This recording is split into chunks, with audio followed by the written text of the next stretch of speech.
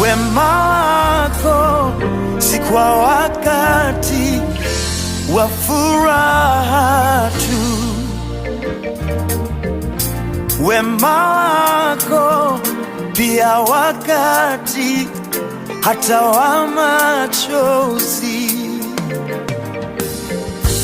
Wema wako haupimiki kwa majira fulani tu.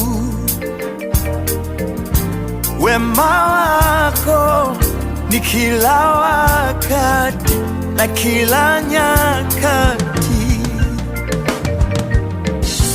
Hata sasa ni mema, tunapoimba ni mema, tunapolia ni mema,